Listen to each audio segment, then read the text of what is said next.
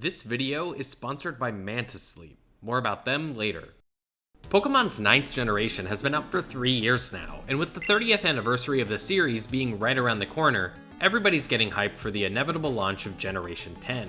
What will the starters be? The evil team, the battle gimmick, and maybe most interestingly, where will it take place?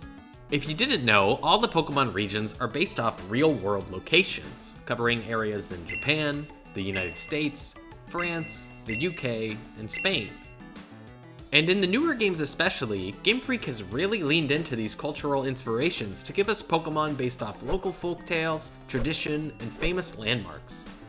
So, with Gen 10 on the horizon, I wanted to take a stab at theorizing where the next region might be. And I've got a theory that I think holds up. If you look at all 5 of the major countries that have hosted Pokemon regions, what do you notice about them? That's right, they're all in countries that speak languages that Pokemon officially localizes their games into. So in addition to Japanese, English, French, and Spanish, the remaining localization languages are German, Italian, Korean, and both traditional and simplified Chinese. So in today's video, we'll be looking at 3 ideas for new Pokemon regions, but I'd like to clarify that these ideas are totally based on speculation and not based on anything Nintendo has put out there officially or unofficially. But with that out of the way, let's jump into the first of these ideas, which is Germany. Germany is a place that's kind of close to me, as I've spent several years of my life there. But here in the US, it seems that the average person doesn't really know anything about Germany other than what they learned about the 2 world wars. Cities like Paris, London, and to some extent Madrid and Barcelona are household names in the States, showing up in pop culture often, and for good reason. But it's just a shame because nowadays, Germany is a really beautiful country with lots of stuff to see, lots of history, and some really good food that would all fit beautifully into a new Pokemon game. The capital city Berlin and its various sites might not have the same cultural impact as the Eiffel Tower or the London Eye, but I think the Brandenburg Gate feels like something that would fit right into a 3D Pokemon game, maybe as the entrance to the Pokemon League or something. And then the Fernsehturm, translated in English as the television tower, is just begging to be turned into a giant Pokeball. Just slap some red and white paint on there and boom. Munich, then, is probably the only other place in Germany you've heard of if you're from the States. And that's where a lot of more well-known German stereotypes come from, like Lederhosen, Dirndls, Oktoberfest, etc. It's in the German state of Bavaria, which is also the most mountainous region of Germany. Pokemon games love to come with big, dramatic mountains for you to climb, so this would be a great place for an ice, rock, or maybe even a grass-type gym to be located.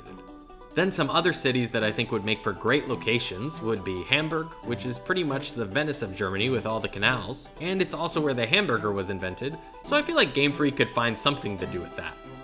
Bremen and Bremerhaven are 2 cities that have a bit of a marine culture, being right next to the North Sea, so they could make for a good water gym location. And finally, I'd love to see the Folkeingen Iron Works in Saarland adapted into the series. It's basically an old iron production facility that's now a UNESCO World Heritage Site, sometimes being used for festivals or concerts. Can you imagine a German heavy metal band themed steel-type gym in this place? That'd be sick. And then there's a lot to love just outside of the cities too. There's the Black Forest from southwestern Germany, Lake Constance or Müritz, the chalk cliffs in Mecklenburg-Vorpommern, and the tidal flats of the Wadensee. Then, of course, there's all the castles. Castles would definitely need to be a key part of a German Pokemon region. You might think that Galar would have been the place for that, but they seem to only really make the one in Hammerlock. Germany has a deeply rich medieval history to pull from, and there are plenty of castles that remain standing there to this day. There's the famous Neuschwanstein Castle, which is a major inspiration for Disney's logo, Schloss Hohenschwangau, Liechtenstein Castle, Hohenzollern Castle, Cochem Castle, Schwerin Castle, just to name a few. The low-hanging fruit would be to make all of these gyms, but I think I'd rather see them as more of a generational game feature, like raid battles or Dynamax adventures.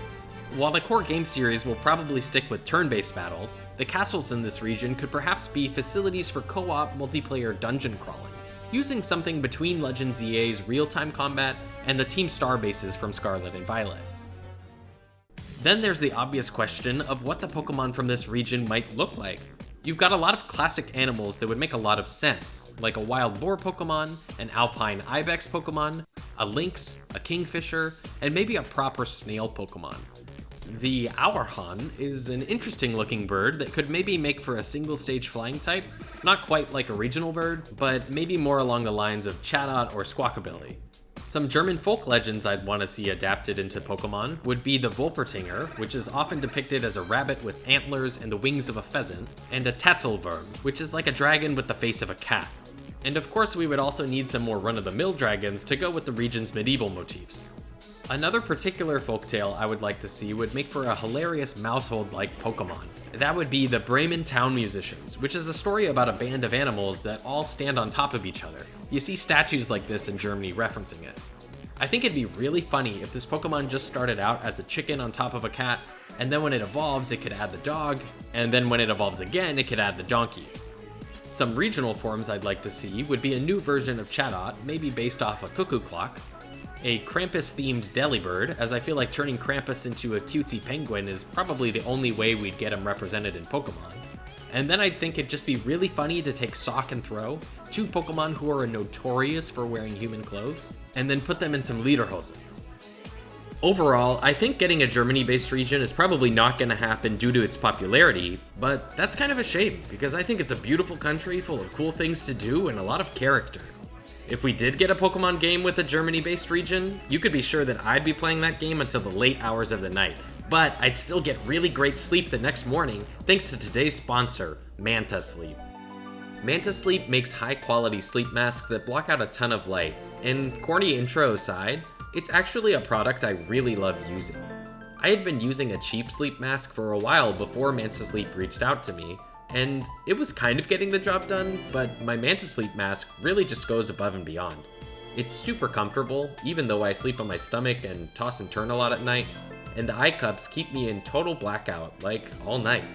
Manta Sleep sent me their sound sleep mask, which can connect to my phone via Bluetooth so I can put on some white noise or music while I'm falling asleep. At first, I thought this wasn't a feature that I would use very much, but now it's something I actually look forward to about going to sleep. Nights where I don't get to use it, or I forgot to charge it for a few days, just don't hit the same. They sell a lot of different masks, whether you want the Bluetooth, a nice silk touch, a weighted feel, or even one for your kids. They're all really easy to adjust to your face, and at the end of the day, they just help you get better sleep, which I think all of us want and probably need more of. So if you want in, use the link in the description and code POKETHINK at checkout for 10% off your order at Manta Sleep. Next, we'll talk about Italy. Yes, this is another one from Europe, but what can I say? I think Italy would be a great region because it would be pretty easy to get hyped about. There's so many cities, buildings, and monuments to choose from in terms of inspiration. I mean, in Rome alone, there's the Colosseum, the Roman Forum, the Pantheon, Trevi Fountain, Piazza Navona, the Spanish Steps, just to name a few. It could serve as a kind of similar city to Lumiose or Hearthhome, either being home to a rock, fighting, or dragon-type gym, and you could find yourself revisiting it throughout the game's story. Venice would be another must for this region, of course showing off its canals along with the Rialto Bridge, as they're just begging to be adapted. The canals could also be used for some sort of water-type gym challenge. Game Freak could also go full Assassin's Creed and make a city based on Florence, complete with its churches and bridges, but I think Naples might be more of a fresh take for a third big city. Naples is a bit more south in Italy and is home to an active volcano, Mount Vesuvius. It sits right on the Amalfi coastline, with some picturesque beaches that look like they could be adapted into the series really easily. And then there's even some ruins of a sunken city right off the coast of the town, which could be a fun area to explore and could maybe have some connection to the abyssal ruins in Unova. And then you've still got lots of other famous places like Milan, home to fashion and opera, which just screams for the return of something like Pokemon contests or PokeStar Studios. Sicily, the gorgeous island complete with Mount Etna, could be a perfect home for either a legendary Pokemon or a fire-type gym. The rolling hills of Tuscany would be a great option for the early game that can be filled with lots of normal, grass, and bug-type Pokemon. Pisa has its great leaning tower. There's Cinque Terre, Ferrari, F1, the Dolomites, a festival for snakes. They've got it all! Obviously then, a big part of an Italian region would be some sort of Roman Empire analog. The story in this region could revolve around a long ago kingdom with some big famous leader, whom maybe the evil team leader believes himself to be descended from. You could explore ruins and find ancient items that are inevitably used in some kind of form change gimmick that makes Meowth and Charizard wear togas or something, but you could also see some sort of Regi-esque side quests taking place in ruins like that to help you find legendary or mythical Pokemon. Speaking of legendary Pokemon, it seems obvious to me that the box art Pokemon for this region could maybe be two wolves, kind of a play on the Romulus and Remus story. Gen 8 already did this with Zacian and Zamazenta, but Pokemon's never shied away from reusing dragons as box art legendaries, so I think it could still be fine. Moving from there though, it becomes a little bit more difficult to make Pokemon based off of interesting animals from Italy, at least from my perspective.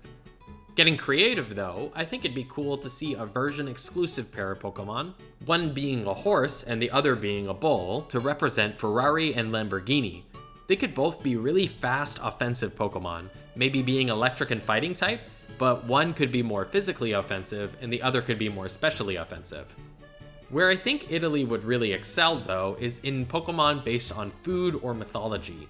The first of these that I'll mention is a convergent line on the Smoliv line, but instead of being based on olives, it could be based on grapes and wine. The Italian word for grape is uva, so I think you could just inject that into the Smoliv line's name. Smoluva, Daluva, and Arbaluva.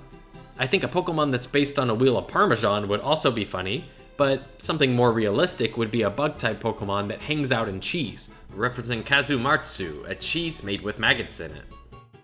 For mythologically based Pokemon, there would definitely need to be a satyr or a fawn, maybe starting out as a goat and then growing up to stand on two legs. And then I think a Strix would make for an interesting dark flying type.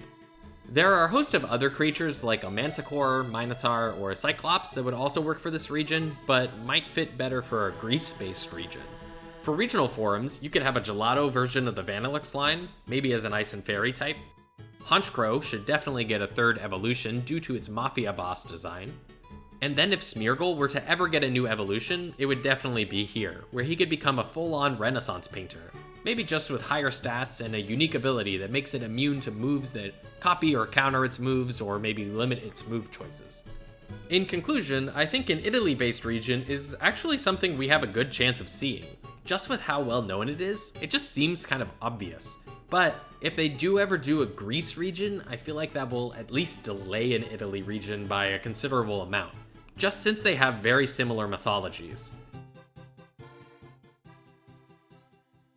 Now lastly, I'll talk about another English-speaking region, Australia. I'm definitely not the first person to suggest an Australian Pokemon region, as it seems like a kind of obvious idea. Being an island, it lends itself well to a video game, especially one that's open world. And Australia's huge number of unique animals would be perfect for the Pokemon series. If you don't know, something like 85% of the Australian population lives within 50 kilometers from its coasts, with the center of Australia making up a vast and remote region that you might have heard called the Outback before. This could make for a really interesting region map and flow of story progression, where maybe all the cities are pushed out to the coasts, and in the middle is some sort of big wild area that you would return to throughout the game. You could have your run-of-the-mill mechanics there, like finding items and battling really high-level Pokemon, but placing a majority of the game's story in the Outback would be what really makes it shine. Ayers Rock could be a big location in the story, maybe where the legendaries are from. And then I'd also love to see Kings Canyon get some representation, along with Cougar Petty, a mining town where there's a lot of homes, churches, and hotels built right underground in the rock to avoid the heat from above. I mean, if that doesn't belong in a Pokemon game, what does? In terms of cities that I'd want to see in the game, I think Sydney would obviously need to make an appearance. The Opera House would have to be there, maybe being home to the Pokemon League or something. And then I'd love to see other landmarks like the Harbour Bridge or the Queen Victoria building get some sort of representation. A Brisbane-related location would be perfect for a water gym, as it's near the Great Barrier Reef. This would be a perfect opportunity for the series to bring back diving as a mechanic, with its last occurrence being all the way back in Pokemon Black and White 2. I'd love to explore the Great Barrier Reef and see all kinds of fish Pokemon, colorful coral, and maybe some other underwater dungeon or palace. In fact, maybe that could be a big mechanic in the game. You go out to the cities, go underwater, and find some sort of resource or story item, and then come back to the Outback to use it. Then I'd also love to see Perth, the Pink Lake Hillier, some of the cool striated mountains in the Kimberley region of Western Australia, and of course Tasmania would make for a nice surfing detour, which could maybe be home to a fighting gym that shows off a Tasmanian Devil Pokemon. I think Australia would also make for some very obvious DLC picks, just like how Gen 8 and Gen 9 sent you to other places for their DLC. I think New Zealand would be a great first pick. It's very close to Australia in real life, but it has a lot of unique stuff to explore, like the Waitomo glowworm caves, several volcanoes, and all the Lord of the Rings stuff. I'm not sure how you would work that in, but hey, that'd be cool. Maybe one DLC could be based in New Zealand, but then the other could actually go down to Antarctica. The politics of this are a little complicated, but basically Australia is one of a handful of nations to have a claim to a large chunk of Antarctica. And since it's right there, I think it'd be an interesting thing for Pokemon to do. The story of that DLC could be centered around scientific research or astronomy or something, just to keep it different from the Crown Tundra. In terms of Pokemon, I already mentioned a Tasmanian Devil Pokemon. It'd be cool to see a tiny little guy with a crazy high attack stat or something, to really put an emphasis on how deadly these things are. You may also be familiar with the Tasmanian Tiger, another animal from Tasmania, but this one is now extinct. And I was thinking it might actually make for a really good fossil Pokemon. We've never had fossil Pokemon be mammals before, so a Tasmanian Tiger would be a fresh take on the staple. You could pair it with another extinct animal from Australia, the pouch lion. There's probably too many animal ideas to mention, but I definitely want a kangaroo Pokemon that looks a little different than Kangaskhan. Maybe it could sit perched up on its tail so it'd be ready to fight with its legs. This Pokemon could evolve from something like a Wallaby or even a Bilby too, just to give some diversity to the Pokedex. A Quokka that evolves into a Wombat would be a great Route 1 normal type, especially since Quokkas have that natural smiley look to them. Wombats are famous for burrowing, so they could be a normal ground type Pokemon, and that'd be a great fit. Then for some flying types, I'd love to see a regional bird based off a magpie, a Kookaburra Pokemon, an emu that could maybe reference the Emu War from Western Australia, maybe a cassowary as well, and then in the DLC, I'd love to see some penguin Pokemon from Antarctica, and a kiwi or kakapo from New Zealand. For new forms of old Pokemon, I think Komala should definitely get some love, whether that's an evolution, or maybe a dark-type form that's based on a drop bear. You could also give a new evolution or regional form to Corsola to represent the Great Barrier Reef. And finally, I think an Ariados evolution would work since Australia is so famous for having huge spiders. At least it's famous with me. I don't really like spiders. All in all, it's pretty easy to see why Australia would make for such a cool region. It's been a long time since we've really had a desert-themed region, that being Ore from the GameCube games, so it'd be really cool to see it in a modern Pokemon context. So those are the 3 ideas I have for new Pokemon regions. If you enjoyed this video, feel free to like, subscribe, or leave your ideas in the comments as well. Huge shout out to my current channel members Ake Kim, Koego, and Halfling98. These 3 viewers have really been supporting me, especially through some weird months of my life where I haven't been uploading super frequently. So thanks a lot to them. And as always, I'll catch y'all in the next video.